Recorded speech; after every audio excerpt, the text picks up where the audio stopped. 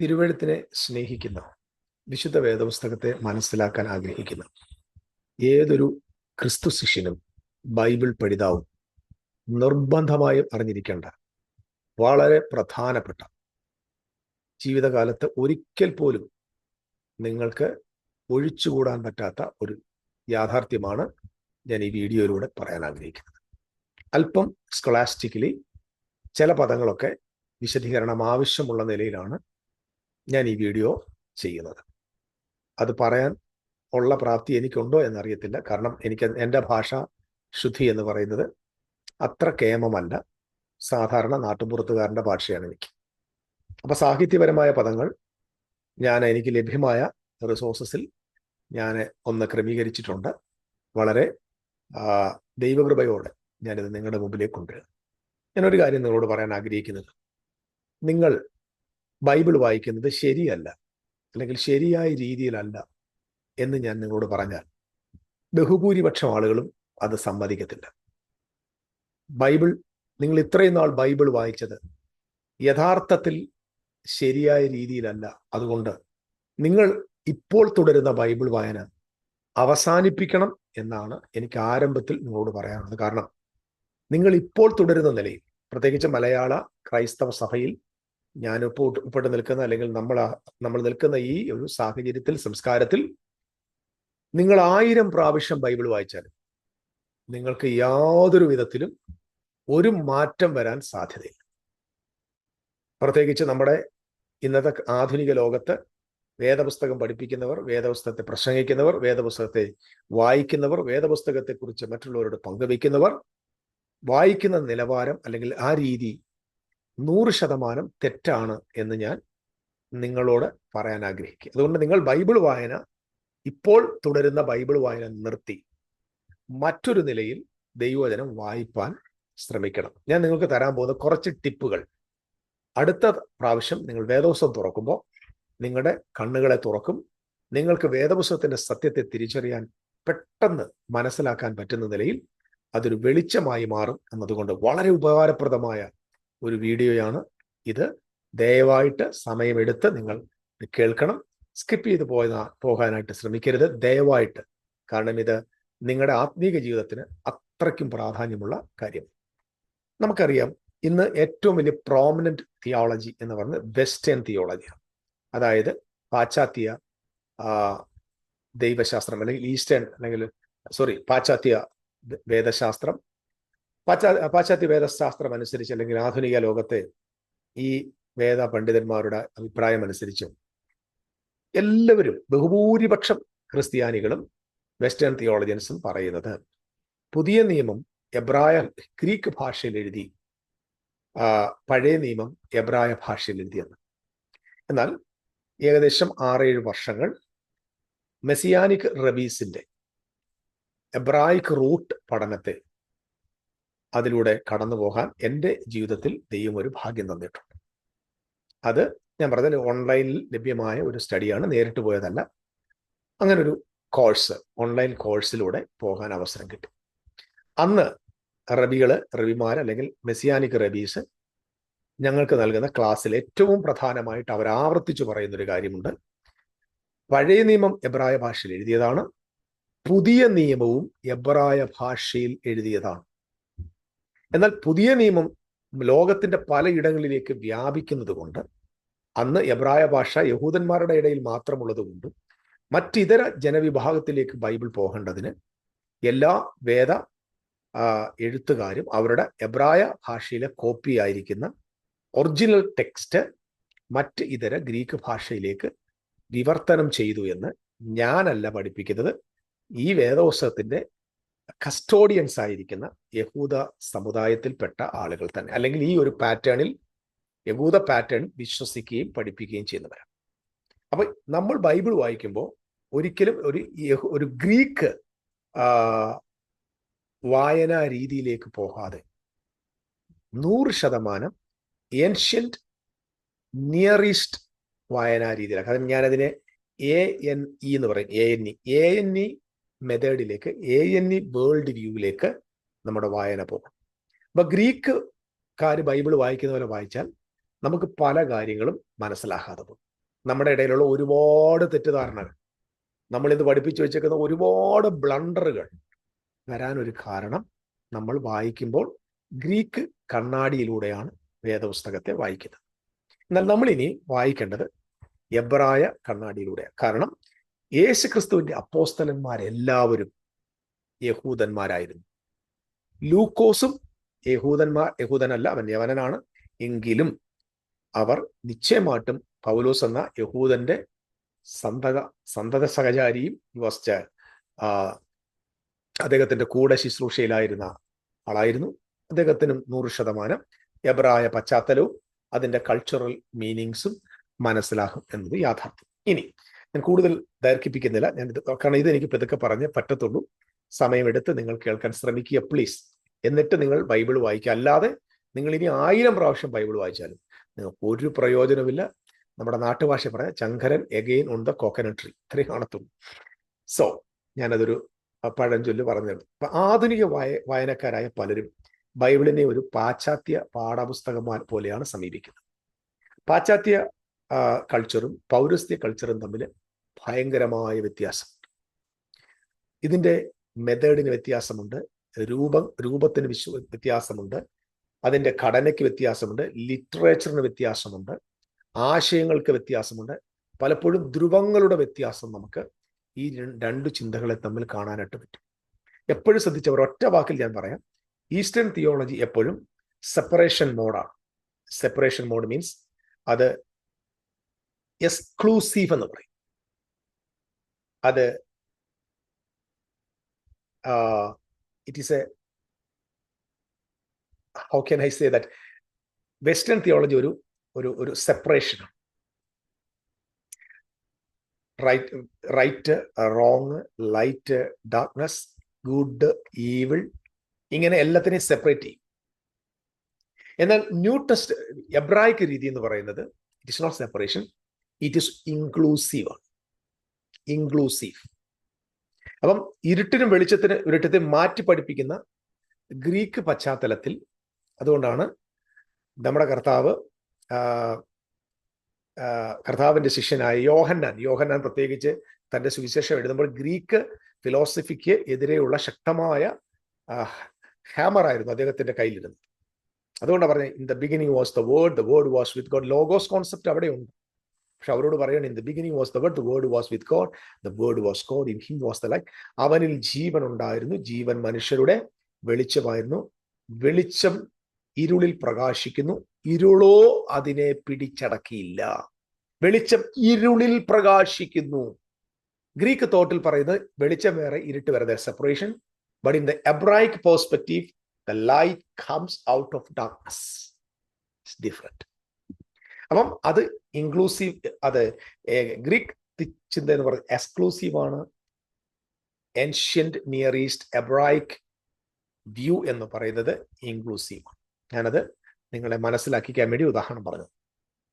എന്നാൽ പുരാതന ഈസ്റ്റേൺ അതായത്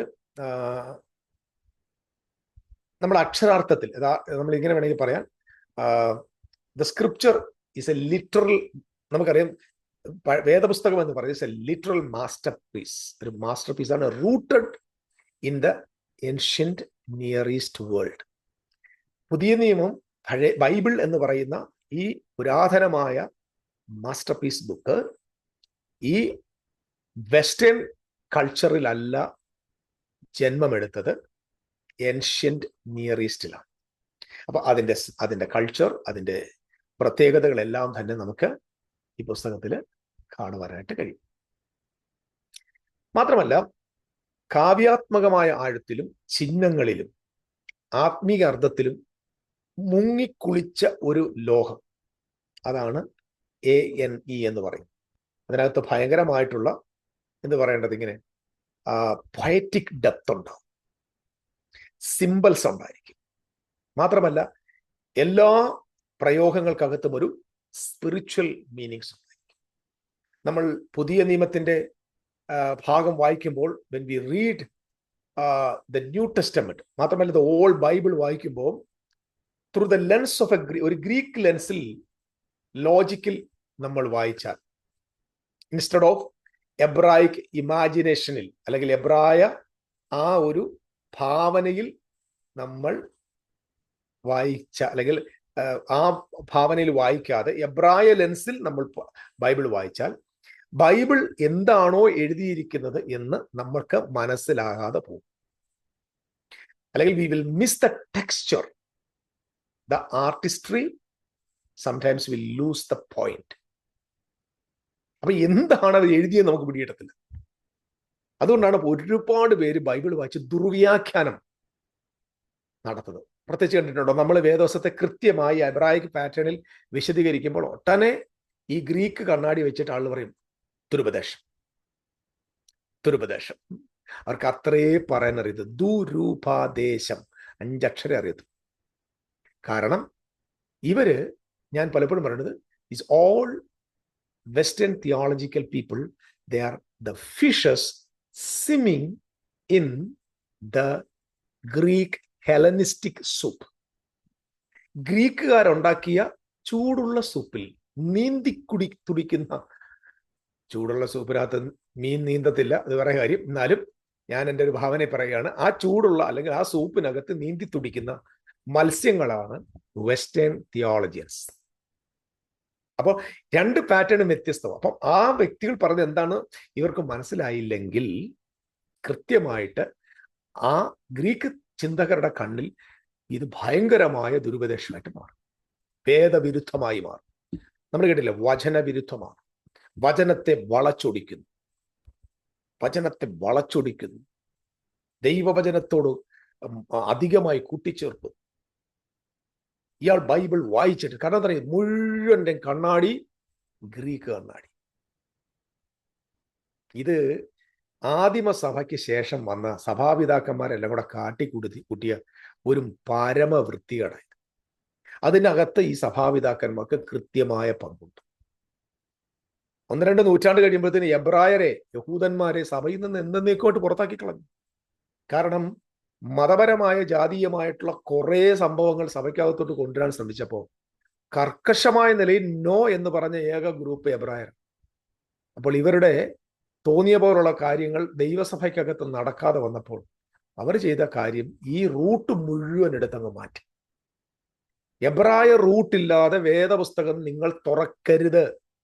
നാണക്കേട് പറഞ്ഞാൽ നിങ്ങൾ പറയുന്നത് ബ്ലണ്ടറാണ്. ഈ റൂട്ട് മനസ്സിലാക്കാതെ വേദപുസ്തകത്തെ പഠിക്കാൻ പോകരുത്. വേദപുസ്തകം പഠിക്കണമെങ്കിൽ എബ്രായിക്ക് റൂട്ട്. ഇപ്പം നിങ്ങൾ വിചാരിക്കുക ഇനി എവിടെ പോയി പഠിക്കുക, എബ്രായ ഭാഷയൊന്നും പഠിക്കണ്ട. വേറൊരു തിയോളജൻ ഇടയ്ക്കിടയ്ക്ക് പറയുന്നിട്ടുണ്ട്, എബ്രായ ഭാഷ പഠിക്കണം. എബ്രായ ഭാഷയൊന്നും പഠിക്കാൻ ലോകത്തൊരുതിനും പറ്റുമെന്ന് എനിക്ക് പറ്റുമായിരിക്കും കേട്ടോ. ഞാൻ കുറെ നാളുകളായിട്ട് ഇതിന്റെ അക്ഷരം പഠിക്കാൻ തന്നെ ശ്രമിക്കും, എന്തോ ഒരു പാടാണ്. കാരണം അതൊരു പുരാതന ലാംഗ്വേജാണ്, ഏൻഷ്യന്റ് ലാംഗ്വേജാണ്. ഓക്കെ, അപ്പൊ ഈ റൂട്ട് നഷ്ടപ്പെട്ടു പോയത് പലപ്പോഴും നമുക്ക് പല പോയിന്റും മിസ്സാകുന്നുണ്ട്. മാത്രമല്ല, പഴയതും പുതിയതുമായ ഉടമ്പടി, അതായത് ആ കവനന്റിൽ ഉള്ള ഈ ബൈബിൾ എഴുത്തുകാർ രൂപപ്പെടുത്തിയ ചില പ്രധാനപ്പെട്ട സാങ്കേതിക വിദ്യകളും ഗ്രീക്ക് റോമൻ ഗ്രന്ഥം പോലെ ബൈബിൾ വായിക്കുന്നത് നിർത്തേണ്ടതിന്റെ ആവശ്യകതയും ഞാൻ താഴെ നിങ്ങൾക്ക് വേണ്ടി പറയാനായിട്ട് പോവുകയാണ്. നമ്പർ 1, കാരണം ഞാനിത് പെതുക്കെ പറഞ്ഞെങ്കിലേ നിങ്ങൾക്ക് ഇത് മനസ്സിലാവും. Number 1, telescoping. നമ്പർ 2, അല്ലെങ്കിൽ അതിന്റെ 1-ാം ഭാഗം ടെലിസ്കോപ്പിംഗ്. 2, കംപ്രസ് ചെയ്യുക. ടെലിസ്കോപ്പിംഗ് എന്ന് പറയുന്നത് ദൂരദർശിനി എന്ന് പറഞ്ഞാൽ എന്താർത്ഥം? ദൂരെ കണ്ടിട്ട് ചില കാര്യങ്ങൾ സംസാരിച്ചിട്ട് എന്തിനാ അതിനെ കംപ്രസ് ചെയ്യുക. പറഞ്ഞാൽ തന്നെ പടം ഒന്നത്. അതായത് ഈ ഏൻഷ്യൻ നിയർ ഈസ്റ്റിലെ എഴുത്തുകാർ പലപ്പോഴും ഈ ടൈം ലൈൻസ് ഉണ്ട്. ഈ ടൈം ലൈൻസ് മീൻസ് സമയരേഖകൾ. യേശു പറഞ്ഞില്ലേ, വേഗം വരുന്നു, ഇതാ ഞാൻ വേഗം വരുന്നു. ഇതൊക്കെ ടൈം ലൈൻസ് ആണ്, ടൈം ലാംഗ്വേജ് ആണ്. ഈ ടൈം ലൈൻസോ സംഭവങ്ങളോ അല്ലെങ്കിൽ ഏതെങ്കിലും ഒരു ഈവൻസോ ചുരുക്കിയിട്ട്, ഒരു സംഭവങ്ങളെയൊക്കെ ചുരുക്കി പറഞ്ഞിട്ട് അതിന്റെ ക്രോണോളജി അത് കാലഗണനയേക്കാൾ അർത്ഥത്തിന് പ്രാധാന്യം കൊടുക്കാറുണ്ട്. എങ്ങനെ മനസ്സിലാക്കി തരണമെന്ന് എനിക്കത്, ഞാൻ ഇംഗ്ലീഷ് അത് വായിക്കാം. Any writers often compress timelines or even skipping over details to keep the focus on meaning over chronology. ഈ കാലത്തിന്റെ ഗണനയെക്കുറിച്ച് പറയുന്നതിന് പകരം അവരെന്ത് ചെയ്യാറുണ്ട്? അവര് ടൈം ലൈൻസും സംഭവങ്ങളും ഒക്കെ അതിന്റെ അർത്ഥത്തിന് കൂടുതൽ ശ്രദ്ധ കേന്ദ്രീകരിക്കാറുണ്ട്. പിടികിട്ടിയെന്ന് തോന്നുന്നു. ഒരു ഉദാഹരണം ഞാൻ പറയാം. അതായത് ഈ യെശയ്യാവിന്റെ പ്രവചനം 13-ാമത്തെ അധ്യായത്തിൽ, യെശയ്യാവിന്റെ പ്രവചനം 13-ാം അധ്യായത്തിൽ നമുക്ക് ഒരു പ്രൊഫറ്റിക് ബ്ലെൻഡിങ് കാണാൻ പറ്റും. അതായത് ഒരു രണ്ട് പ്രവചനങ്ങളെ തമ്മിൽ ബ്ലെൻഡ് ചെയ്യുന്ന കാണാൻ പറ്റും. അതായത് ഇതില് ഈ യെശയ്യാവ് 13-ല് ബാബിലോണിന്റെ പതനവും ദൈവത്തിന്റെ നാളും തമ്മിൽ ചേർത്ത് പറയാറുണ്ട്. അപ്പൊ ടെലിസ്കോപ്പിക്കലി ദൂരെ കാണുന്നത് യഹോവയുടെ വലുതും ഭയങ്കരമായ നാൾ, കംപ്രസ് ചെയ്ത് അടുത്ത് കാണുന്നത് ബാബിലോൺ. ഒന്നുകൂടെ പറഞ്ഞാൽ നിയർ ഇവന്റിൽ പെട്ടെന്ന് സംഭവിക്കാൻ പോകുന്നത് ഹിസ്റ്റോറിക്കൽ ഫോൾ ഓഫ് ബാബിലോൺ. അത് നമ്മൾ യെശയ്യാ പ്രവചനം 13-17 വായിക്കാം. Behold I will stir up the മേദ്യക്കാരെ എഗൻസ്റ്റ് ദം. ഇത് ക്ലാരിറ്റിയോടെ പറഞ്ഞു മേദ്യ പേർഷ്യ ബാബിലോണിനെ വിഴുങ്ങുമെന്നാണ്. എന്നാൽ ഫോർ ഇവന്റ് ഞാൻ പറഞ്ഞ ടെലസ്കോപ്പിംഗ്. ഇപ്പൊ ഒരു സംഭവം ബാബിലോണിന്റെ വീഴ്ചയെ കുറിച്ചാണ് പറഞ്ഞത്. പക്ഷെ ബാബിലോണിന്റെ വീഴ്ച പറയുമ്പോൾ ദൈവം മറ്റൊരു കാര്യം കൂടെ ടെലിസ്കോപ്പിംഗിലൂടെ ദൂരദർശനിൽ പറയാറുണ്ട്. ദാറ്റ് ഈസ് എന്താണ്? 13-9-10 പറഞ്ഞിരിക്കുന്നത്, behold the day of the lord comes, the stars of heaven and the constellations will not give light. സൂര്യൻ പ്രകാശം കൊടുക്കത്തില്ല, നക്ഷത്ര രാശികൾ പ്രകാശം കൊടുത്തില്ല. The sun will be darkened. ശ്രദ്ധിച്ചു നോക്കിയേ, സൺ വിൽ ബി ഡാർക്കൻഡ്. അപ്പൊ എന്തുമായിട്ട് ഇതിനെ കമ്പയർ ചെയ്ത് പറയുന്നത്? ബാബിലോണിന്റെ വീഴ്ചയുമായി. അപ്പൊ ഇത് മനസ്സിലാക്കാത്ത നമ്മുടെ ചേട്ടന്മാരെന്ത് പറയും? സൂര്യൻ ഇരുണ്ടു പോകും. കേട്ടിട്ടില്ലേ നിങ്ങൾ ഈ വേദികളിൽ, ക്രിസ്തീയ വേദികളിൽ, സുവിശേഷ വേദികളിൽ അന്ത്യകാലത്തെ കുറിച്ച് പറയുമ്പോൾ കോസ്മിക് സൈൻ എന്നൊക്കെ പറഞ്ഞുകൊണ്ട് നമ്മുടെ ശാസ്ത്രജ്ഞന്മാർ പറയുന്നത് കേട്ടിട്ടില്ലേ? എന്തോ ഈ സംഭവം? ഇതൊരു ഏൻഷ്യന്റ് നിയർ ഈസ്റ്റ് റൈറ്റിംഗ് മെത്തേഡാണ്.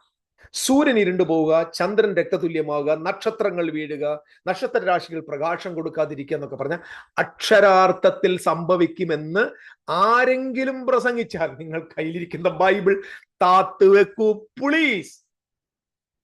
ഒരു എബ്രായ കണ്ണാടി വെച്ച ഒരാൾ നിങ്ങളുടെ പ്രസംഗം കേട്ട കൂകി നിങ്ങളെ കൊല്ലും. നാണക്കേട്. അതുകൊണ്ടാണ് ഈ അപ്പോസ്തലൻ പറഞ്ഞത്, സത്യവചനം യഥാർത്ഥമായിട്ട് വിഭജിച്ച് ലജ്ജിപ്പാൻ സംഗതിയില്ലാത്ത വേലക്കാരനായിട്ട് നിൽക്കാൻ ശ്രമിക്കുന്ന പറഞ്ഞാൽ, എന്റെ ഭാഷയെ പറഞ്ഞാൽ, എന്റെ പൊന്നുമോനെ, വേദോസം കർത്താവ് കറക്റ്റായിട്ട് ഡിവൈഡ് ചെയ്തില്ലെങ്കിൽ നീ തുണിയില്ലാതെ നിൽക്കുന്ന ആളെ പോലാണ് അതിന്റെ അർത്ഥം. ഷെയിം എന്നാ അതിന്റെ അർത്ഥം. വളരെ സൂക്ഷിച്ചു വേണം. അപ്പൊ ഇത് ആദ്യമായിട്ട് നമ്മൾ അറിയേണ്ട കാര്യം എന്ന് പറയുന്നത് ടെലിസ്കോപ്പിക്കലി സംസാരിക്കുക, ദൂരദർശിനിയിലൂടെ. ദൂരദർശിനി പറഞ്ഞാൽ വളരെ, ഞാൻ പറഞ്ഞതിന്റെ ആശയം മനസ്സിലാവും. Just go and read Isaiah chapter 30. ഇനി മാത്രമല്ല, ഈ സുവിശേഷ എഴുത്തുകാർ, മത്തായി, മർക്കോസ്, ലൂക്കോസ്, യോഹന്ന, ഈ സുവിശേഷ എഴുത്തുകാർ പലപ്പോഴും ദീർഘവീക്ഷണത്തിലൂടെ, ഈ ദൂരദർശനിലൂടെ, ടെലിസ്കോപ്പിംഗിൽ എന്ത് ചെയ്യുന്നുണ്ട്? അവരുടെ വാക്കുകളും അത്ഭുതങ്ങളും പ്രമേയപരമായി സംയോജിപ്പിക്കാറുണ്ട്. മാത്രമല്ല, കാരണം എന്തറിയാമോ, ഇവരൊരിക്കലും their goal, അവരുടെ ഗോൾ എന്ന് പറയുന്നത് ഇത്, അതായത് ഈ ബൈബിളിന്റെ സുവിശേഷ എഴുത്തുകാരുടെ ലക്ഷ്യം എന്ന് പറയുന്നത് നമ്മുടെ ഇന്നത്തെ ഒരു മോഡേൺ ജേർണലിസം അല്ലായിരുന്നു, മറിച്ച് തിയോളജിക്കൽ ഡെൻസിറ്റിയാണ്, ദൈവശാസ്ത്രപരമായ ഒരു സാന്ദ്രതയാണ്. It's very very important. Okay, നമ്മളിപ്പോൾ മനസ്സിലാക്കേണ്ടത് ഈ എഴുത്തുകളിൽ എന്തുണ്ട്? Telescoping and compression. ദൂരെ പറയുന്നു, അതായത് ഒരേ ഇവന്റിനെ രണ്ട് പ്രധാനപ്പെട്ട കാലഘട്ടവുമായിട്ട് ചേർത്ത് വായിക്കുന്ന ഒരു പ്രധാന ശൈലി ബൈബിളിൽ ഒരുപാട് സ്ഥലത്ത്. ഉദാഹരണമായിട്ട് മറ്റൊരു കാര്യം കൂടെ പറയാം. മത്തായിയുടെ സുവിശേഷം 24-ാം അധ്യായത്തിൽ യേശുക്രിസ്തുവും യെരുശലേമിന്റെ നാശത്തെയും, ശ്രദ്ധിക്കണം, വെരി വെരി ഇമ്പോർട്ടൻറ്റ്, നമ്മുടെ ആളുകൾ ഭയങ്കരമായിട്ട് കൺഫ്യൂസ്. യെരുശലേമിന്റെ നാശത്തെയും യുഗത്തിന്റെ അതെ, ലോകാവസാനം മലയാളത്തിൽ എഴുതിയിരിക്കുന്നത് റോങ്, അബ്സല്യൂട്ട്ലി റോങ്, കാലാവസാനത്തെ അല്ലെങ്കിൽ യുഗാന്ത്യത്തെയും അപ്പോക്കാലിപ്റ്റിക്കൽ ഇമേജറി അല്ലെങ്കിൽ പറോസിയായി ടെലിസ്കോപ്പിംഗിലി പരിശോധിക്കുക. ദൂരെ യേശുക്രിസ്തു അവിടെ സംസാരിക്കുന്നതിന് ഒരു 40 വർഷത്തിന് ശേഷം സംഭവിക്കാൻ പോകുന്ന സംഭവം, Jesus Christ is connecting the event is going to happen in the future connecting with the destruction of the temple presently. അപ്പം യേശുക്രിസ്തു നോക്കി നിൽക്കുന്ന ആ ടെമ്പിളിനകത്ത് കല്ല് പൊളിഞ്ഞു പോകും എന്ന് പറയുന്ന ആ പ്രൊഫസിയെ 3 പ്രധാന കാര്യങ്ങളുമായി ദൈവം ചേർത്ത് ഓൾഡ് ഗവൺമെന്റിനെ അവസാനിപ്പിക്കുന്ന കാലങ്ങൾ, അതായത് ന്യായപ്രമാണത്തിന്റെ ലോകം അവസാനിക്കുന്ന, മാത്രമല്ല എന്താ,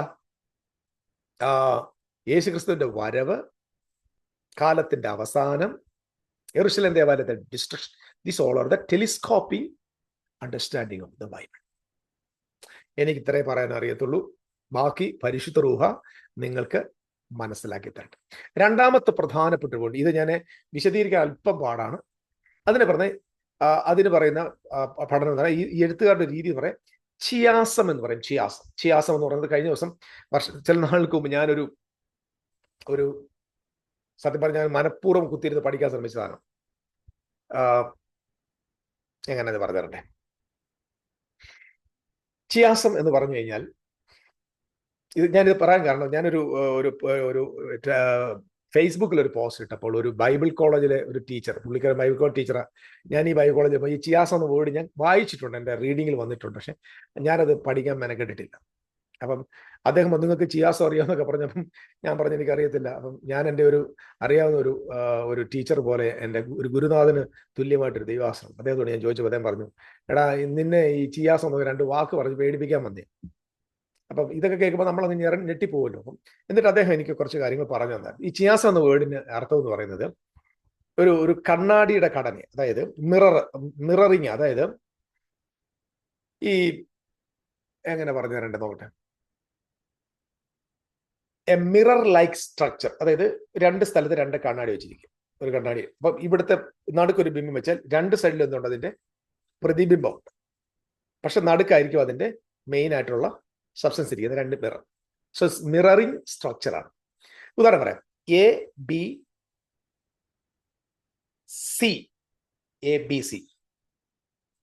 എന്നിട്ട് സി കഴിഞ്ഞിട്ട് DF പോലെ BA.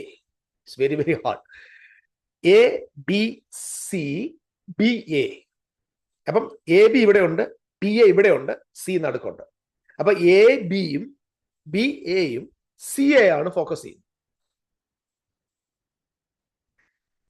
Glory to. ഇത് നമുക്ക് ബൈബിളിൽ ഒരുപാട് സ്ഥലത്ത് കാണാൻ പറ്റും. നമുക്ക് സങ്കീർത്തനം 23 സങ്കീർത്തനത്തിൽ കാണാൻ പറ്റും, 40 സങ്കീർത്തനത്തിൽ കാണാൻ പറ്റും, പിന്നെ മുടിയമ്പുത്രന്റെ ആ ഉപമയ്ക്കകത്ത് കാണാൻ പറ്റും. അങ്ങനെ ഒരുപാട് സ്ഥലത്ത് ചിയാസമുണ്ട്. ചിയാസം എന്ന് പറഞ്ഞു കഴിഞ്ഞാൽ ഈ ഒരു കേന്ദ്ര ആശയത്തിന് ഊന്നൽ നൽകുകയും ഒരു കാവ്യാത്മകമായ, അത് പറഞ്ഞു തരാണ് എനിക്കത്, കാവ്യാത്മകമായ, അത് ഇംഗ്ലീഷിൽ എന്തോ പറയേണ്ടത്, ഒരു പൊയറ്റിക് ബാലൻസ്, അതായത് ഒരു കേന്ദ്ര ആശയത്തിൽ നിന്നുകൊണ്ട് അതിന് ഊന്നൽ നൽകിയിട്ട് ഒരു പൊയറ്റിക്കൽ ആയിട്ടുള്ള ഒരു ബാലൻസ് കാണിക്കുകയും ചെയ്യുകയാണ്. ഒരു ഉദാഹരണം പറയുമ്പോൾ നിങ്ങൾക്ക് മനസ്സിലാവും. അത് ഈ നമ്മൾ കർത്താവ് യേശു ഗിരിപ്രഭാഷണം നടത്തിയപ്പോൾ പറഞ്ഞ ആദ്യത്തെ ഗിരിപ്രഭാഷണം ബിയാറ്റിറ്റ്യൂഡ്സ് എന്ന് അറിയുമോ? ആത്മാവിൽ ദരിദ്രരായവൻ ഭാഗ്യവാൻ. ശ്രദ്ധിച്ചു നോക്കണേ, ആത്മാവിൽ ദരിദ്രരായവൻ ഭാഗ്യവാൻ. അടുത്തത് അവൻ സ്വർഗരാജ്യമാണെന്നുള്ളത്. 2, വിലപിക്കുന്നവർ ഭാഗ്യവാന്മാർ. അപ്പൊ ആത്മാവിൽ ദരിദ്രൻ ഭാഗ്യവാൻ. രണ്ടാമത്തെ എന്തോ? വിലപിക്കുന്നവർ ഭാഗ്യവാന്മാർ. നിങ്ങളുടെ മനസ്സിലേക്ക് വരണം. ആത്മാവിൽ ദരിദ്രൻ ഭാഗ്യവാൻ, വിലപിക്കുന്നവർ ഭാഗ്യവാന്മാർ. മൂന്നാമത്തത് എന്താണെന്ന് പറയുമ്പോൾ സി. എ എന്ന് പറയുന്നത് ആത്മാവിൽ ദരിദ്രൻ, ബി എന്ന് പറഞ്ഞാൽ വിലപിക്കുന്നവർ, സി എന്ന് പറയുന്നത് എന്താണ്? സൗമ്യതയുള്ളവർ ഭാഗ്യവാന്മാർ, അവർ ഭൂമിയെ കൈവശമാക്കും. ആത്മാവിൽ ദരിദ്രൻ ഭാഗ്യവാന്മാർക്ക് സ്വർഗരാജ്യം അവർക്കുള്ളത്, വിലപിക്കുന്നവർ ഭാഗ്യവാന്മാർ അവർക്ക് ആശ്വാസം ലഭിക്കും, സൗമ്യതയുള്ളവർ ഭാഗ്യവാന്മാർ അവർ ഭൂമിയെ. അപ്പം ഇതിനകത്ത് മെയിൻ കേന്ദ്രം എന്താണ്? ഭൂമിയെ കൈവശമാക്കും. അത് ഏബ്രഹാമിനുള്ള promise. This the main theme. കേന്ദ്രം ഇതാണ്. എന്നിട്ട് എ ബി സി എന്താണ്? സി എന്ന് പറയുന്നത് സൗമ്യതയുള്ളവർ ഭാഗ്യവാൻ അവർ ഭൂമിയെ കൈവശമാക്കും. അടുത്തത് നേരെ തിരിച്ചു പോവാ, ഇവിടുത്തെ ബിയിലേക്ക് പോവാ. അതായത് ബി എന്താണ്? വിലപിക്കുന്നവർ ഭാഗ്യവാന്മാർ. ഇപ്പുറത്ത് B1 എന്താണ്?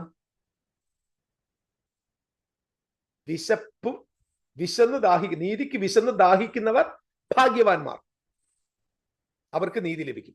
അപ്പം നീതിക്ക് വിശന്ന് ദാഹിക്കുന്നവർ ഭാഗ്യവാന്മാർ എന്നതിന്റെ ഓപ്പോസിറ്റ് മിററിൽ എന്താ കിടക്കുന്നത്? വിലപിക്കുന്നവർ. അപ്പം വിശന്ന് ദാഹമുള്ളവർക്ക് വിലാപം വരത്തുള്ളൂ. പിടികിട്ടുന്നുണ്ടോ? വിശന്ന് ദാഹിക്കുന്നവരുടെ ഭാഗമാണ് വിലാപം. അപ്പം ഇവിടെ വിശന്ന് ദാഹിക്കുന്നവർ ഭാഗ്യവാന്മാർ എന്ന് പറഞ്ഞാൽ മിറർ അല്ലെങ്കിൽ B1 അതിന്റെ B എന്ന് പറയുന്നത് എന്താണ്? വിലപിക്കുന്നവർ ഭാഗ്യവാന്മാർ. തീർന്നിട്ടില്ല. A എന്താണ്? കരുണയുള്ള ആത്മാവിൽ ദരിദ്രന്മാർ ഭാഗ്യവാനും. അവർക്ക് എന്ത് ചെയ്യും? ആത്മാവിൽ ദരിദ്ര ഭാഗ്യവാന്മാർ, സ്വർഗരാജ്യം അവർക്കുള്ളത് എന്നത് A ആണ്. അപ്പം A1 എന്തായിരിക്കും? അതിനുശേഷമുള്ള ബിയാറ്റിറ്റ്യൂഡ്, കരുണയുള്ളവർ ഭാഗ്യവാന്മാർ. അപ്പം നോക്കിയേ, A എന്ന് പറയുന്നത് ആത്മാവിൽ ദരിദ്രൻ ഭാഗ്യവാൻ, സ്വർഗരാജ്യത്തിനുള്ളത്. ഇപ്പുറത്തെ A1 എന്താണ്? കരുണയുള്ളവർ ഭാഗ്യവാന്മാർ, അവർക്ക് കരുണ ലഭിക്കും. B എന്താണ്? വിലപിക്കുന്നവർ ഭാഗ്യവാന്മാർ, അവർക്ക് ആശ്വാസം ലഭിക്കും. B1 എന്താണ്? വിശന്ന് ദാഹിക്കുന്നവർ ഭാഗ്യവാന്മാർ, അവർക്ക് എന്തു പറയും? അവർക്ക് തൃപ്തി ഉണ്ടാവും. എന്തിനെ അത് ഫോക്കസ് ചെയ്യുന്നത്? സൗമ്യതയുള്ളവർ ഭാഗ്യവാന്മാർ, അവർ ഭൂമി അവകാശം എന്ന് പറഞ്ഞാൽ ഈ ഒരു എഴുത്ത് ആരിലേക്ക് ഊന്നൽ കൊടുക്കുന്നത്? സൗമ്യത എന്ന് പറഞ്ഞാൽ ആത്മാവിൽ ദരിദ്രനായാലും വിശക്കുന്നവനായാലും വിലപിക്കുന്നവനായാലും കരുണയുള്ളവനായാലും അവന്റെ ആത്യന്തികമായ ലക്ഷ്യം ഭൂമിയെ കൈവശമാക്കുക. സോ ഈ ഒരു മെത്തേഡ് നമുക്ക് ഇത് കൂടുതൽ എനിക്ക് പറഞ്ഞാൽ അറിയത്തില്ല പ്രിയപ്പെട്ടവരെ. എന്തെങ്കിലും നിങ്ങൾക്ക് മനസ്സിലായില്ലെങ്കിൽ പരിശുദ്ധാത്മാവ് നിങ്ങളെ സഹായിക്കട്ടെ എന്ന് ഞാൻ സ്നേഹത്തോടെ ഓർമ്മിപ്പിക്കും. ഇതെന്റെ ഹൃദയത്തിലൊരു ആഗ്രഹം. ഇത് കുറെ നാളായിട്ട് ഞാൻ ഇതൊന്ന് പറഞ്ഞു തരണമെന്ന് ഞാൻ ആഗ്രഹിക്കും. ഈ പാറ്റേൺ ഏകപക്ഷീയം അല്ലാതെ ഒരു റാൻഡമായിട്ടല്ല. ഇത് ഒരു പ്രധാന ലക്ഷ്യത്തെ വീക്ഷണമാക്കിയുള്ള ഒരു പ്രതിഫലനമായിട്ടാണ് നമുക്കിത്. അപ്പം എന്തോ ഒരു പ്രധാന കാര്യം ദൈവം പറയാൻ ആഗ്രഹിക്കുന്നത് ഇതിലൂടെ പലപ്പോഴും ഈ ഒരു നറേഷനിലൂടെ ദൈവം സംസാരിക്കും. ഇതൊരു ഏൻഷ്യൻ നിയർ ഈസ്റ്റ്. അപ്പം ഇത് മനസ്സിലാക്കാതെ നമ്മൾ ചുമ്മാ ഇങ്ങനെ ബൈബിൾ വായിക്കുമ്പോൾ നമുക്ക് ഇങ്ങനെ വായിച്ചങ്ങ് പോകത്തുള്ളൂ. അപ്പം റാൻഡമായിട്ട് നമ്മളിങ്ങനെ വായിച്ചു പോകത്തുള്ളൂ. പക്ഷേ നമ്മളൊരു എബ്രായിക്ക് സ്ട്രക്ചർ മനസ്സിലാക്കാൻ തുടങ്ങിക്കഴിയുമ്പോൾ എന്തിനെക്കുറിച്ചാണ് ഇത് സംസാരിക്കുന്നുള്ളത് നമുക്ക് വ്യക്തമായിട്ട് മനസ്സിലാവും. ഓക്കെ, മൂന്നാമത്തെ കാര്യം എന്ന് പറയുന്നത് പാരലൽസ്, അതായത് സമാന്തരമായിട്ടുള്ളത്. Parallels and Hebrew poetry. ഇത് നമുക്ക് ബൈബിളിലെ മുഴുവൻ ഭാഗത്തും കാണാൻ പറ്റും. പ്രധാനമായിട്ട് ഈ സമാന്തരങ്ങളും എബ്രായ കവിതകളും, മലയാളത്തിൽ ഞാനത് കൊടുത്തിരിക്കും. എബ്രായ ചിന്ത പലപ്പോഴും സമാന്തരത്തെ ഉപയോഗിക്കാറുണ്ട്, പാരലായിട്ട് ഉപയോഗിക്കാറുണ്ട്. പ്രത്യേകിച്ച് സങ്കീർത്തനങ്ങളിലും സദൃശ്യവാക്യങ്ങളിലും നമ്മൾ ശ്രദ്ധിച്ചാൽ മതി. ഒരു വരി അങ്ങോട്ട് എഴുതി എന്നിരിക്കട്ടെ, ഒരു വരി എഴുതി, അതിന്റെ അടുത്ത വരി ആദ്യം എഴുതിയ വരിയെ പ്രതിധ്വനിക്കും. ഞാനതാ പറഞ്ഞു, ഇത് ഇച്ചിരി ടഫാണ് മനസ്സിലാക്കുക. സത്യം പറഞ്ഞ ഒരുപക്ഷെ ഇത് നിങ്ങളിത് കേട്ടിട്ട് പറയും, എങ്ങനെ ഇനി ബൈബിൾ വായിക്കുന്നില്ലെന്ന് പറയും. ദയവായിട്ട് അങ്ങനെ പോകരുത്. നമ്മൾ ഇനിയും വായിക്കാൻ തുടങ്ങുമ്പോൾ ശ്രദ്ധിക്കണം. ആദ്യത്തെ വരി രണ്ടാമത്തെ വരിയെ പ്രതിധ്വനിക്കുകയാണ്. ഒന്നുകിൽ അതിനെ പ്രതിധ്വനിക്കും, അല്ലെങ്കിൽ അതിനകത്ത് വൈരുദ്ധ്യം സൃഷ്ടിക്കും, അല്ലെങ്കിൽ അതിനെ വികസിപ്പിക്കും. ഈ പ്രതിധ്വനി എങ്ങനെയാണ് വരുന്നത്?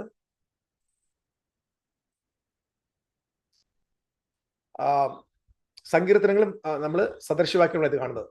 On line echoes, contrast or develops the next.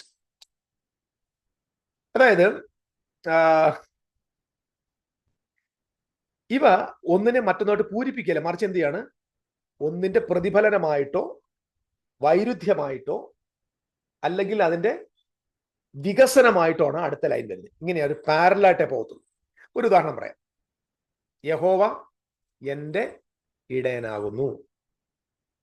ആദ്യത്തെ വരി വന്നോ? അടുത്ത വരി എന്തോ? എനിക്ക് മുട്ടുണ്ടാകില്ല.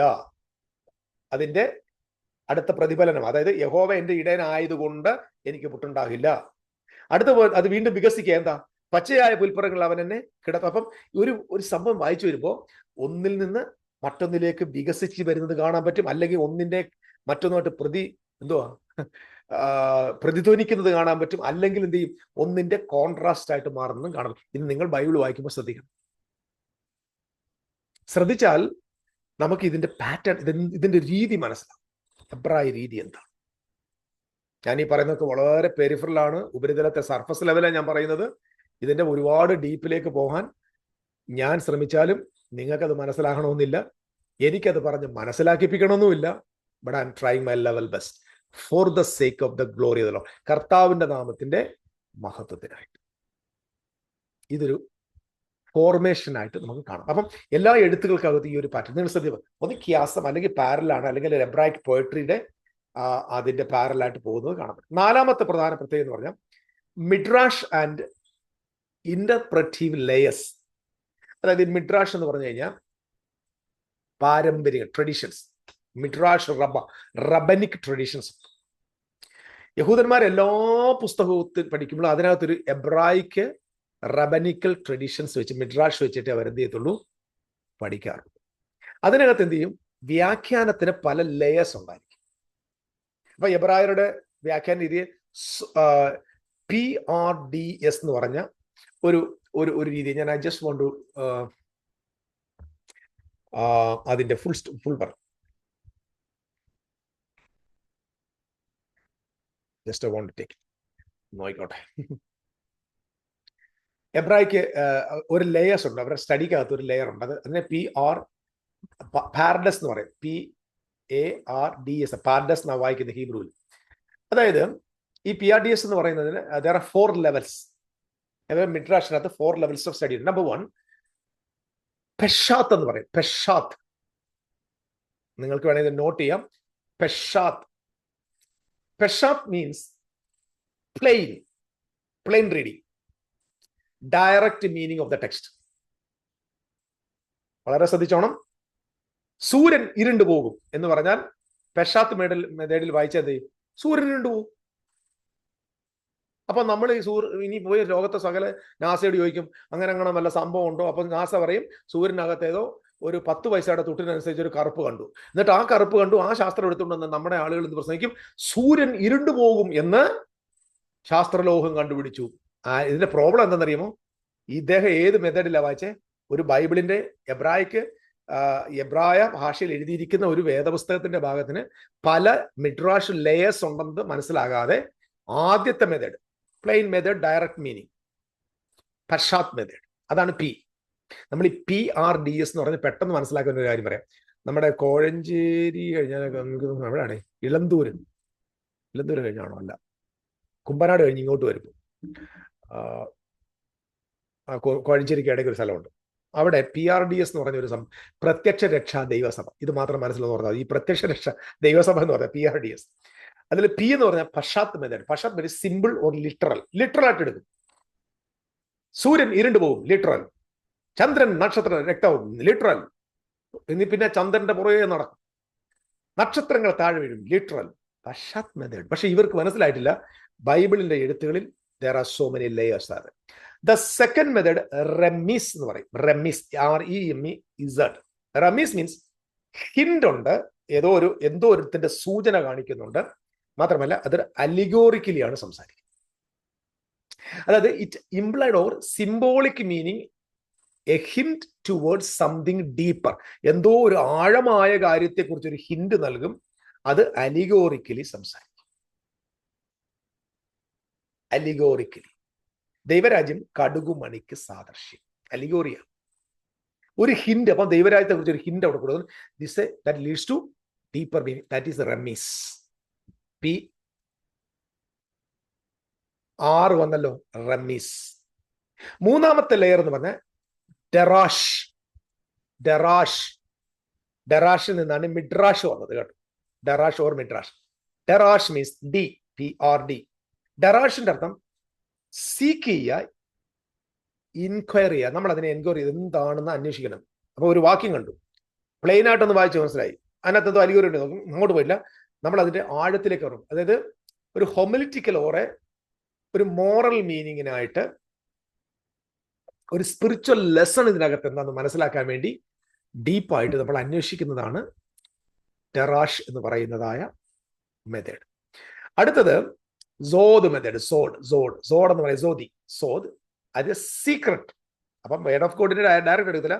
ആ വേർഡിനകത്ത് secret or mystery, hidden mystical or prophetic meaning revealed by the spirit. പരിശുദ്ധാത്മാവ് പ്രവചനപരമായിട്ട് മിസ്റ്റിക്കലായിട്ട് ഹിഡൻ ചെയ്തിരിക്കുന്ന മീനിങ്ങിനെ കണ്ടുപിടിക്കുന്നതാണ് സോദ് മെത്തേഡ്.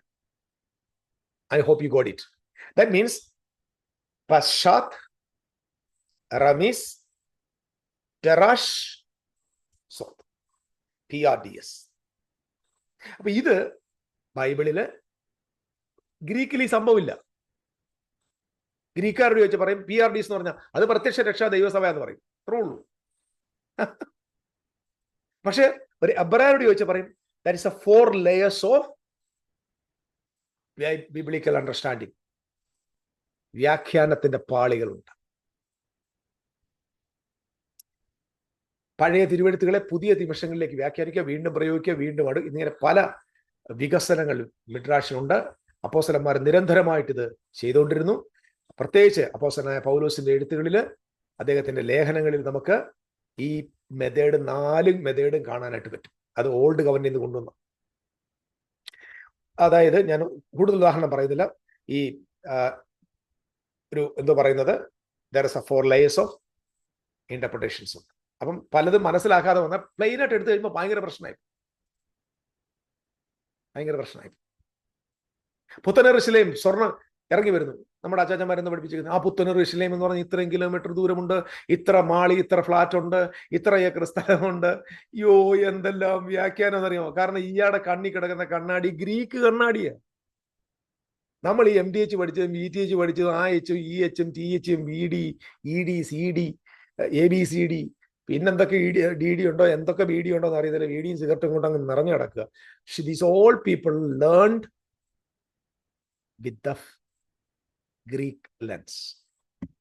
ജന്മത്തിന് അവർ 1000 പ്രാവശ്യം ബൈബിൾ വായിച്ചാലും അവർക്ക് ഇതേ മനസ്സിലാകത്തുള്ളൂ. അവർക്ക് സ്വർണ്ണപ്പെട്ടി മുകളിൽ നിന്ന് ഇറങ്ങണം. അവര് വേറെ ചിന്തിക്കത്ത് പോലുമില്ല. യേശു ക്രിസ്തു സ്വർഗത്തിൽ നിന്ന് ഇറങ്ങി അക്ഷരാർത്ഥത്തിൽ വരണം. കാരണം ലിറ്ററൽ അങ്ങ് എടുത്തേക്കോ. പക്ഷെ ഇവർക്ക് അറിയത്തില്ല ഇത് എഴുതിയത് എബ്രായരാണ്. ഇവരിത് എഴുതുമ്പോൾ ഇതിനകത്ത് 4 layers ഓഫ് അണ്ടർസ്റ്റാൻഡിങ് ഉണ്ട്. അപ്പൊ ഇത് പ്ലെയിൻ ആണോ, ഇതിനകത്ത് അർത്ഥം അലിഗോറിക്കലി ആണോ അർത്ഥം, ഇതിനകത്ത് സ്പിരിച്വൽ മീനിങ് ഉണ്ടോ അർത്ഥം, അതോ ഇതിനകത്ത് ഏതെങ്കിലും ഹിഡൻ മീനിങ് ഉണ്ടോ അർത്ഥം, ഇതിലേക്ക് പോകണം. മനസ്സിലാകുന്നുണ്ടോ? ഈ ഇവിടെ കാണിച്ചു കൂട്ടുന്ന ഈ വ്യാഖ്യാനത്തിന്റെ ഈ തന്ത്രങ്ങളെല്ലാം ഈ ഗ്രീക്ക് ഫിലോസഫി. അപ്പൊ ബൈബിൾ വായന നിർത്തുക, ഒരു പ്രയോജനവും ഇല്ല. നിങ്ങൾ ഇനി ബൈബിൾ വായിച്ചിട്ട് നിങ്ങൾ വായിച്ചിട്ട് ഗുണമുണ്ടെന്ന് അറിയും. വിടുതൽ, ഇന്ന് രാത്രി വിടുതൽ, വാക്തത്വങ്ങൾ, ഇതൊക്കെ കേട്ട് ജീവിച്ച് ചാകാനല്ലാതെ ബൈബിൾ മനസ്സിലാക്കണോ? ഇന്ന് രാത്രി അല്ലെങ്കിൽ ഇന്ന് പകൽ അല്ലെങ്കിൽ ഇന്ന് പ്രഭാതത്തിൽ നിങ്ങൾ ഏത് സമയത്ത് ഇത് കേൾക്കുന്നോ ആ സമയത്ത് നിങ്ങളുടെ കണ്ണാടി ഊരി വെക്കുക. ഏത്? ഗ്രീക്ക് കണ്ണാടി ഊരി വെക്കുക. അടുത്തത് 5ാമത്തെ പ്രത്യേകത എന്ന് പറയുന്നത് ഇതിനകത്ത് പ്രതീകാത്മകമായ സംഖ്യകളുണ്ട്, ന്യൂമറിക്കൽ വാല്യൂസ്. നിറങ്ങൾ മാത്രമല്ല,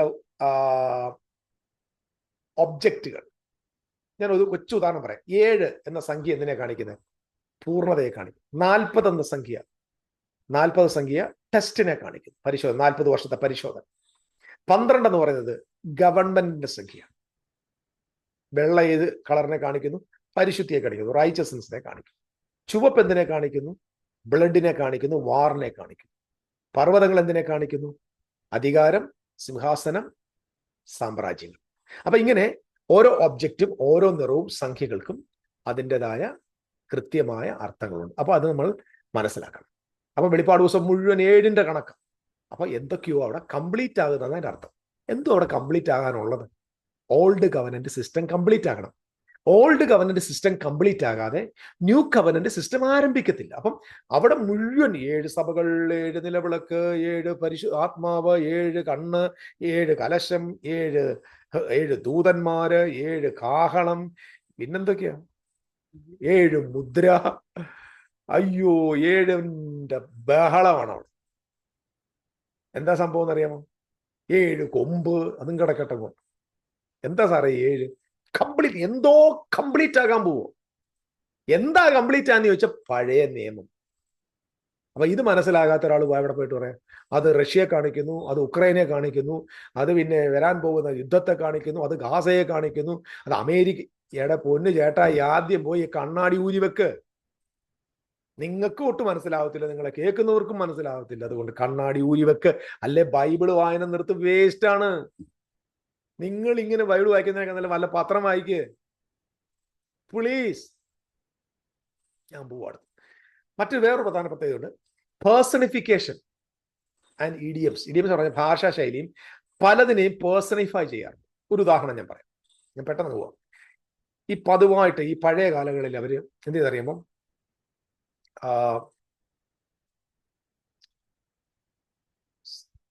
ഓക്കെ,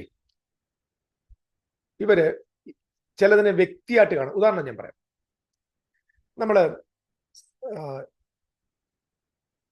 സദൃശ്യവാക്യം 8-ാം അധ്യായത്തിൽ പറഞ്ഞു, ജ്ഞാനമായവൾ വിളിച്ചു പറഞ്ഞു സ്ത്രീയെ. അപ്പം ജ്ഞാനത്തെ ആരായിട്ട് കാണും? ഒരു സ്ത്രീ ആയിട്ട് ഊമിക്കുന്നു, പേഴ്സണിഫൈ ചെയ്യുക. ജ്ഞാനം സത്യം പറഞ്ഞ സ്ത്രീയാണ്, അല്ല, അത് പേഴ്സണിഫൈ ചെയ്ത്. അപ്പൊ ഏതോ ഒരു സംഭവത്തെ പേഴ്സണിഫൈ ചെയ്യുന്ന ഒരു രീതി അവർക്കുണ്ട്. അതുപോലെ കായനോട് തമ്പുരാൻ പറഞ്ഞു, പാപം വാതുക്കൽ കിടക്കുന്നു. ഞെട്ടിപ്പോയില്ലേ? പാപം വാതുക്കൽ കിടക്കുന്നു, എന്തോ പരിപാടി? പാപം വാതുക്കൽ കിടക്കുക എന്ന് പറഞ്ഞാൽ എന്തോ ഒരു പാപത്തെ എന്തായി പേഴ്സണിഫൈ ചെയ്തു. അപ്പൊ ഇങ്ങനൊരു ശൈലി നമുക്ക് എബ്രായരുടെ എഴുത്തുകളിൽ കാണാൻ പറ്റും. അപ്പം ഇത് മനസ്സിലാകാതെ വന്ന് വിചാരിക്കും, ആ പാപം എന്ന് പറഞ്ഞാൽ 4 കാലുണ്ട്, ഒരു വാലുണ്ട്, 2 കൊമ്പുണ്ട്, അത് അവനെ പിടിക്കാൻ വേണ്ടി കഴിക്കാൻ വേണ്ടി കിടക്കുന്നു നമ്മൾ. അപ്പൊ ഇതിന്റെ രീതി എന്താണ്? ഇത് പേഴ്സണിഫൈ ചെയ്യുക.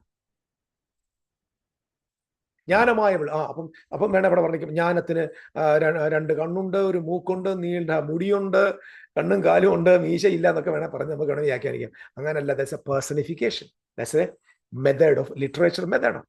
മാത്രമല്ല ചില ഇഡിയംസ് ഉണ്ട്. ഇഡിയംസ് എന്ന് പറഞ്ഞാൽ ചില ശൈലിയുണ്ട്. അത് നിനക്ക് ഇടർച്ച വരുന്ന നിന്റെ കൈ മുറിച്ച് കളക, വലം കൈ മുറിച്ച് കളക, നിന്റെ കണ്ണ് നിനക്കെറിച്ച് വരുന്ന കണ്ണ് കുത്തി പൊട്ടിച്ച് കളക.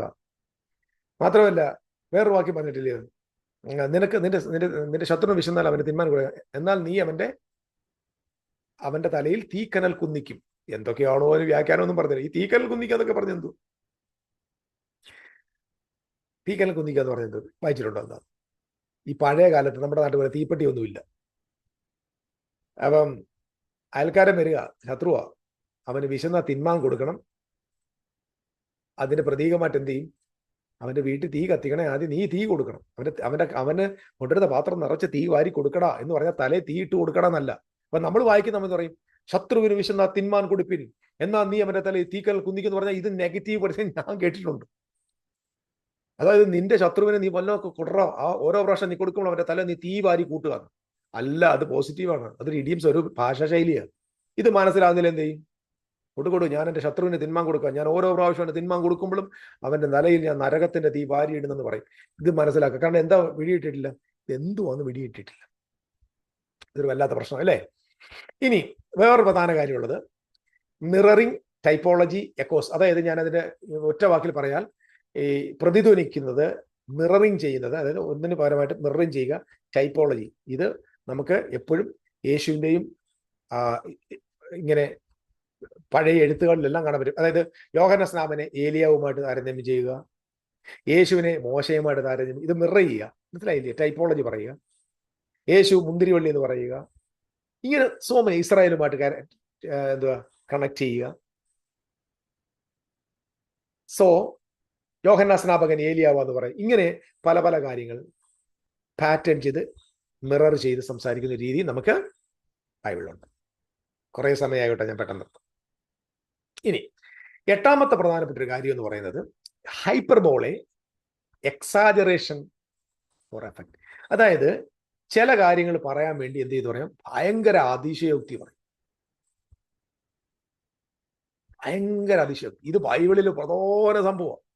അതിലൊരു ഏറ്റവും പ്രധാനപ്പെട്ട ഒരു പ്രത്യേകത എന്ന് പറഞ്ഞാൽ ഉൽപ്പത്തി പുസ്തകത്തിനകത്ത് കാണുന്ന ഈ ആളുകളുടെ പ്രായം, അത് ഹൈപ്പർബോളയാണ്. അത് ഏൻഷ്യൻ നിയർ ഈസ്റ്റിലെ ഒരു എഴുത്ത് ഞാൻ കഴിഞ്ഞ ഒരു വീഡിയോയിൽ അത് പറഞ്ഞു. മാത്രമല്ല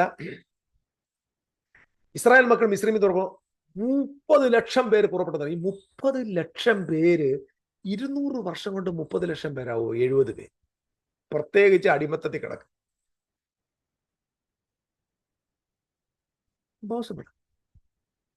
30 ലക്ഷം പേരെ നയിക്കാൻ ഒരാളെ എങ്ങനെ നടക്കും? ഇമ്പോസിബിൾ. ഇത് ഹൈപ്പർബോളയാണ്. കാരണം ഇഷ്ടംപോലെ ഒരുപാട് ആർഗ്യുമെന്റ്സ് അതിനകത്ത് റെഫ്യൂട്ട് ചെയ്യാനുണ്ട്. പക്ഷെ അത് ഹൈപ്പർബോളയാണ്. നിങ്ങൾ ശലോമോന് ദേവാലയം പ്രതിഷ്ഠിച്ചാൽ 1,20,000 ആടിനെ ഇറക്കുന്നത് അറിയാമോ? ഒരു ദിവസം കൊണ്ട്. ഇമ്പോസിബിൾ. അത് ഹൈപ്പർബോളയാണ്. ഹൈപ്പർബോള എന്ന് പറയുന്നത് അസത്യമെന്നല്ല, അത് ചില കാര്യങ്ങൾ എന്ത് ചെയ്യാൻ വേണ്ടിയാണ്? ഭയങ്കരമായിട്ട് ഉയർത്തി കാണിക്കാൻ വേണ്ടി, അല്ലെങ്കിൽ അതിന്റെ ആ മഹത്വത്തെ ഇങ്ങനെ വർണ്ണിച്ച് കാണിക്കാൻ വേണ്ടി എന്ത് ചെയ്യും?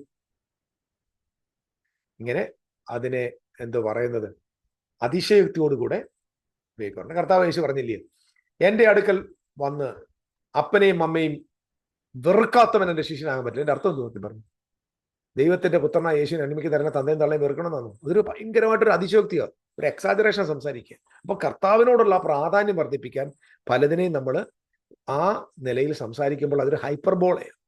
ഇങ്ങനെയുള്ളൊരു രീതി നമുക്ക് ബൈബിളിൽ, മരിച്ചവർ തങ്ങളുടെ മരിച്ചവരെ കുരിശിട്ട്, അതും ഒരു പ്രത്യേക രീതിയിലുള്ള ഒരു നിലവാരം, ഒരു എന്താ പറയുക, ഒരു ഇഡിയം പോലെ ഒരു ഭാഷാ ശൈലിയിൽ ഉപയോഗിക്കുന്ന ഭാഗം. ഓക്കെ, ഞാൻ കൂടുതൽ ഒത്തിരി കാര്യങ്ങളുണ്ട്, ഞാൻ ജസ്റ്റ് അങ്ങ് പറഞ്ഞു. ലിറ്ററൽ ആയിട്ടുള്ള ചില കാര്യങ്ങളുണ്ട്. അതായത് ഞാനതിനെ ഇങ്ങനെ മനസ്സിലാക്കുന്നു, സാഹിത്യ വിഭാഗം, അതായത് ഒരു പേർപ്പസ്, ഉദ്ദേശപരമായിട്ട് വിരോധാഭാസം പറയുന്ന ചില, എന്തോ പറയുന്നത്, കോൺട്രഡിക്റ്റ് ആയിട്ട് സംസാരിക്കുന്ന, പാരഡോക്സ് ആയിട്ട് സംസാരിക്കുന്നതൊക്കെ നമുക്ക് ബൈബിളിൽ കാണാൻ പറ്റും. ഇത് നമുക്ക് ഈ എബ്രായ ഭാഷ രീതിയിൽ നമുക്ക് വായിക്കാനായിട്ട് കഴിയും. അതിൽ ഉദാഹരണം പറയാം. ചിലത് ഇങ്ങനെ എന്താ പറയുക, അഭാസ്യമായിട്ട് സംസാരിക്കുന്ന കാണാൻ പറ്റും. നമ്മൾ ഗലാത്യ ലേഖനം 5-ാം അധ്യായത്തിന്റെ 12-ാമത്തെ വാക്യത്തിൽ പറഞ്ഞല്ലോ, നിങ്ങളെ കലഹിപ്പിക്കുന്നവൻ അംഗച്ഛേദം ചെയ്തു കൊണ്ടാൽ കൊള്ളായിരുന്നു. നിങ്ങൾക്കറിയാം, അത് വല്ലാത്തൊരു ഭാഷയാണ്. നിങ്ങളെ കലഹിപ്പിക്കുന്നവൻ, 5-ന്റെ 10 വായിച്ചു. അംഗച്ഛേദം എന്ന് പറഞ്ഞാൽ അവന്റെ ലിംഗം മുറിച്ച് കളയുന്നത് നന്നായി, അങ്ങനെ എഴുതും. അംഗച്ഛേദം എന്ന് വാക്കിന്റെ അർത്ഥം അത്, റിയലി അതിന്റെ അർത്ഥം അത്. സത്യത്തിൽ അതൊരു ഒരു ദൈവശാസ്ത്രപരമായ മാന്യമായ പദമല്ല. പക്ഷേ ഇത് ചില സ്ഥലങ്ങളിൽ നമുക്കത് എങ്ങനെ, ഞാനതിന് ഇംഗ്ലീഷ് പറഞ്ഞുതരാം. I just want to, literary ജെൻറയുണ്ട് ആൻഡ് ഇന്റൻഷണൽ ഐറണി എന്ന് പറയും. ഇത് നമുക്ക് ഈ എഴുത്തുകളിൽ കാണാൻ പറ്റും. ഓക്കെ, 10-ാമത്തെ കാര്യം, ഒരു പാറ്റേൺ, ഒരു കാര്യം പലപ്പോഴും ആവർത്തിക്കുന്നതാണ്. ഈ ആവർത്തനം എന്ന് പറയുന്നത്, നമുക്ക് ആവർത്തന പുസ്തകം ഉണ്ടല്ലേ, ആവർത്തനം വാസ്തവത്തിൽ ആവർത്തനമല്ല, അത് ചിലതിന് ഊന്നൽ കൊടുക്കുക. അപ്പം ഒരു കാര്യം ആവർത്തിച്ച് പറയുക എന്ന് പറഞ്ഞാൽ അത് ഒന്നുകൂടെ ഒന്ന് പറയുന്നതല്ല, അത് നിലവിലുള്ളതിന് ഊന്നൽ കൊടുക്കാൻ. ആമേൻ ആമേൻ വച്ചിട്ടില്ല, അതിന്റെ അർത്ഥം എന്താ? 2 പ്രാവശ്യം ആമേൻ പറഞ്ഞല്ല, ദൈവം എന്തോ പറഞ്ഞിട്ടുണ്ട്, ആ പറഞ്ഞതിന് ഊന്നൽ കൊടുക്കാൻ വേണ്ടിയാണ് 2 പ്രാവശ്യം പറയുന്നത്. ആവർത്തനം. സത്യമായിട്ട് ഞാൻ നിങ്ങളോട് പറയും, ഇതൊരു പാറ്റേൺ. പരിശുദ്ധൻ പരിശുദ്ധൻ പരിശുദ്ധൻ, ഇതൊരു ഊന്നൽ കൊടുക്കുന്ന കാര്യം. ഇത് നമുക്ക് ബൈബിളിലെ ഇതൊരു പ്രത്യേകതയാണ്. ചട്ടത്തിന്മേൽ ചട്ടം, സൂത്രത്തിന്മേൽ സൂത്രം, ഇതൊക്കെയും ഒരു പാറ്റേൺ ആണ്, ഒരു ആവർത്തനം. ലാസ്റ്റ് വൺ, ബൈബിളിനകത്ത് ഏറ്റവും പ്രധാനപ്പെട്ട കാര്യം പറയേണ്ടത്, ഇതിനകത്ത് വിപരീതങ്ങളുണ്ട്, ആശ്ചര്യങ്ങളുണ്ട്, വിരോധാഭാസം ചിലപ്പോൾ പറയാറുണ്ട്. അതായത് ചിലത് പറഞ്ഞു വരുമ്പോൾ എന്ത് ചെയ്യും, പ്രതീക്ഷകളൊക്കെ നമ്മളിങ്ങനെ ഒരു കഥ പറഞ്ഞു വരിക, പെട്ടെന്ന് നമ്മുടെ പ്രതീക്ഷയെ മൊത്തം തല കീഴായിട്ട് അങ്ങ് മറിച്ചാണ്. ഉദാഹരണം പറയാം, മൂത്തവൻ അനുഗ്രഹിക്കപ്പെടുന്നില്ല, മൂത്തവൻ ഇളയവനെ സേവിക്കും. വിപരീതം. സൗമ്യതയുള്ളവർ ഭാഗ്യവാന്മാർ, ഭൂമിയെ കൈവശപ്പെടുത്തും. ശക്തന്മാർ വീഴും, പക്ഷെ സൗമ്യന്മാർ എഴുന്നേൽക്കും. ബലമുള്ളതിനെ ലജ്ജിപ്പിക്കാൻ ബലഹീനമായതിനെ തെരഞ്ഞെടുത്തു. നിങ്ങൾക്ക് മനസ്സിലാകുന്നുണ്ടോ? ഒരു വിരോധാഭാസം കാണുന്നുണ്ട്. Cross, the ultimate shame, became the path of glory. These are the contrast. So ഇങ്ങനെയുള്ള ധാരാളം പ്രയോഗങ്ങളും രീതികളും ഭാഷാശൈലികളും നിറഞ്ഞു നിൽക്കുന്ന പുസ്തകമാണ് ബൈബിൾ. ഇത് ആ നിലയിൽ മനസ്സിലാക്കി വായിക്കാതിരുന്നാൽ, യേശു കുതിരപ്പുറത്ത് വരുന്നതും യേശുവിനെ സകല കണ്ണും കാണുമെന്ന് പറയുന്നതും, ഇതാ ഞാൻ വേഗം വരുന്നു എന്ന വാക്കിന് 2000 വർഷത്തെ ദൈർഘ്യം ഉണ്ടെന്ന് പറയുന്നതും, ഇതിന്റെ എല്ലാം കാരണം നമ്മുടെ പാശ്ചാത്യ വേദശാസ്ത്രജ്ഞന്മാർ നമ്മുടെ കണ്ണിൽ വെച്ച് തന്ന അരിസ്റ്റോട്ടലിന്റെയും പ്ലേറ്റോയുടെയും സോക്രട്ടീസിന്റെയും ഒക്കെ തത്വചിന്തയുടെ കണ്ണാടിയാണ്. ഇന്നത് ഊരി വെച്ച ശേഷം ബൈബിള് എബ്രായ കണ്ണിൽ ചിന്തിക്കാൻ, പഠിക്കാൻ, ഞാൻ ഇന്ന് നിങ്ങളോട് സംസാരിച്ച ചില കാര്യം, എല്ലാ കാര്യങ്ങൾക്കും വ്യക്തത വന്നു എന്ന് ഞാൻ 1% പോലും വിശ്വസിക്കുന്നില്ല.